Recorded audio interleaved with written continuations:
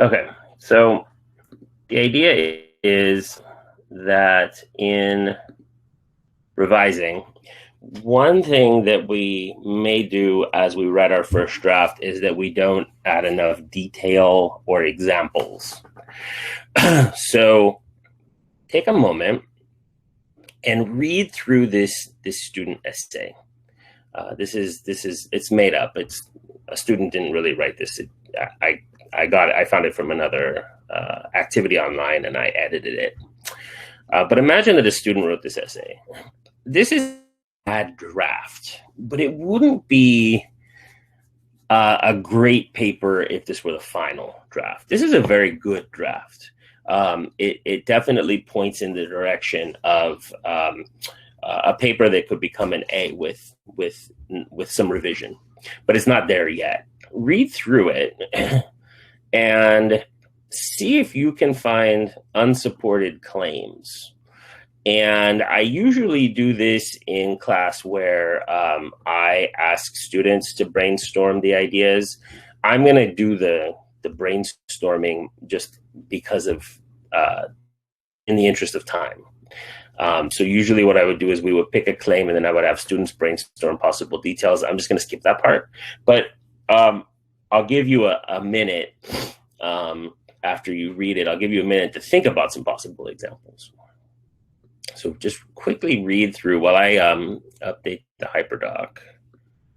Quickly read through the student essay, and I think you'll pretty quickly get a sense of how it lacks details. It needs more details.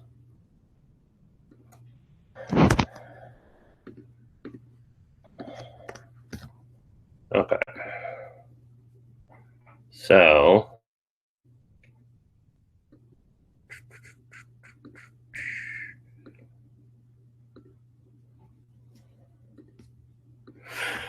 okay, so for example, how do electronics make things a lot easier? How can we communicate more quickly and do many other things in a simpler, more convenient way? So just take like 20 seconds right now. Think of, and if you want, you can type it in the chat, but otherwise you could just jot it down or even just say it out loud to yourself or just think. What are some of the electronics that we can use? Specific examples, ways that we can communicate more quickly today. While you're doing that, while you're thinking, I'm going to switch over to suggesting mode. As you do your revisions today, I want you to use suggesting mode. You find it right here, because then that'll allow me to see your revisions. And then that way I can see the changes that you've made, and it helps me see your thinking, which helps me coach you better on the skill of revision. So some possible additions. For example, text messaging on smartphones allows us to, well, I guess it wants me to make that one word, okay, to communicate quickly and instantly with our loved ones and coworkers. Another example would be right now, right? Like 10 years ago, we would not really have been able to do this kind of communication. At least if it existed, it would be extremely expensive. Video conferencing, like Skype and Google Meets, allow people to communicate across continents in real time without expensive or for free, really. I mean, you might be paying, like our district might be paying, but for inexpensively or for free. Whereas, like when I was a kid, if you wanted to talk with someone in another country, it was extremely expensive. All right, so this is a lot better now. Now, instead of just saying, yeah, we can communicate more quickly, now I've given specific examples. Okay, now, this isn't the most interesting topic, I don't think, to be honest. And I try to make the topics that I assign a little bit more interesting. I could be wrong. Other folks might find this topic interesting. I don't find it terribly interesting because it's kind of writing about something that we all already know. But if you are writing about this topic, the more specific you are, the better your writing is going to be. Okay, so let's go ahead and apply this now to my paragraph from paragraph 7 that I wrote as a model the other day. And I've linked it in the HyperDoc right here, sample paragraph. Later on, I'm going to clip this part of the meat and link it here if you want to review. Okay, so here is my paragraph. Now, since we're in Google Docs, it doesn't really matter if we're doing this in single space because we can move it around easily.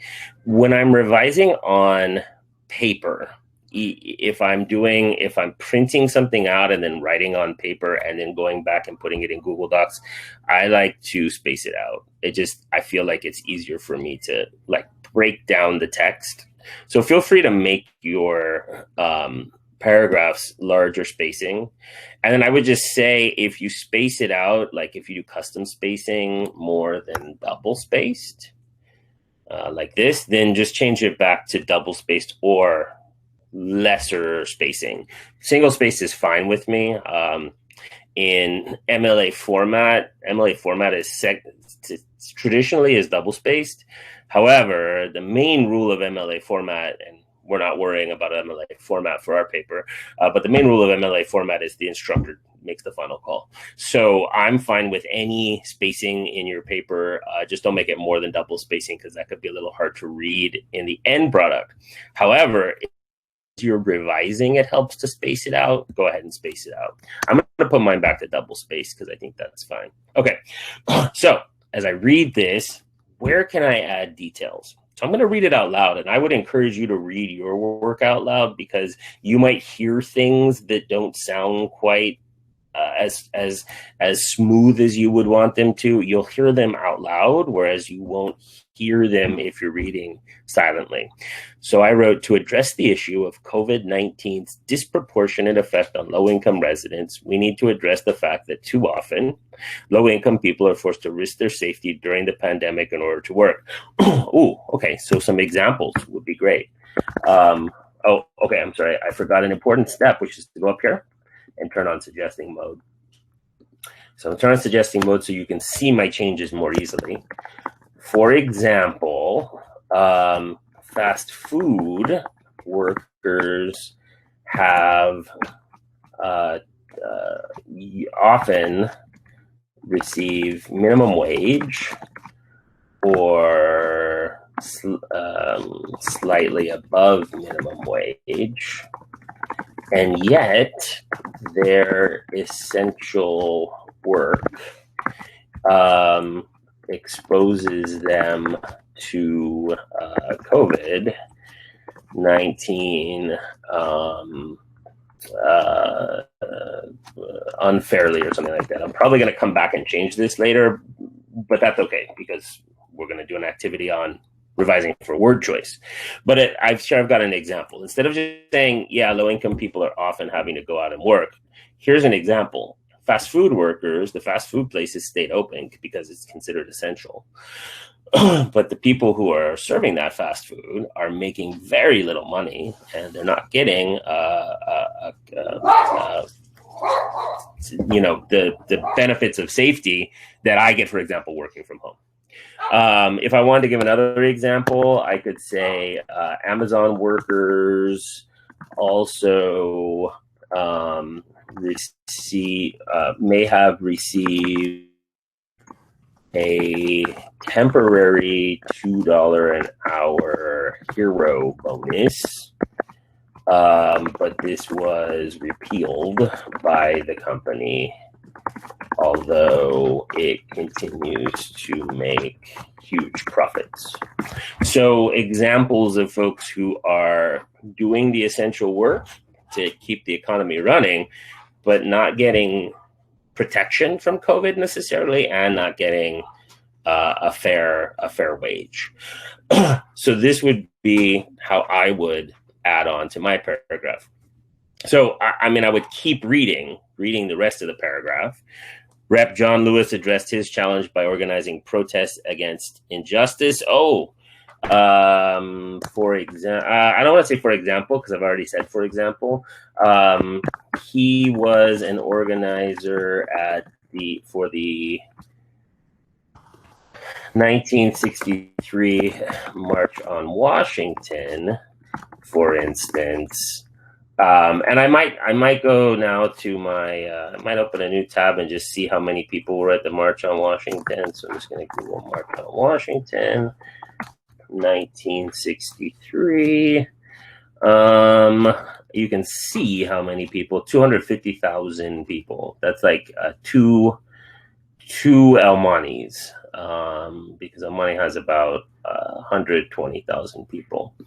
So going back to my work, where 250,000 people protested for civil rights in the nation's capital. So you see what I'm doing here? I'm taking my claims and I'm just backing them up with specific evidence. This, I think, is going to make my paragraph better. And if the paragraph gets really long, I can break it up into multiple paragraphs. So for example, I could go here and I could do this. And it's still my recommendation, but I'm breaking it up into paragraphs as I shift from here's the problem, here's what we need to do, here's someone who addressed the problem, and then I keep going and maybe start a new paragraph here. You could leave it as all as one paragraph. I'm not too concerned about paragraphing, but shorter paragraphs are often easier for the reader to follow. So if you shift your focus slightly, like I did here from COVID, going back to my real life person, you could start a new paragraph. Okay, so that is essentially what I want you to do today. I want you to go back. I want you to pick at least one paragraph from your, okay, so this is a placeholder slide, so I can put the clip for the video in here, so we'll just skip over that. So what I want you to do today is go back and choose at least one paragraph of your draft. I would suggest, since your essay, your research project / essay is 7 paragraphs or more, it could be more, but it's at least 7 paragraphs. I would suggest looking at 3 paragraphs today and then doing 4 tomorrow, or do all 7 today if you have time. But if it's taking you a lot of time, also revising is not easy, so it might take a lot of your mental energy. If you're working this today, I would do some of the paragraphs today, some of the paragraphs tomorrow. Then tomorrow, when I show you another strategy, you could do the same thing. You could do some of the paragraphs on day 9, some of the paragraphs on day 10.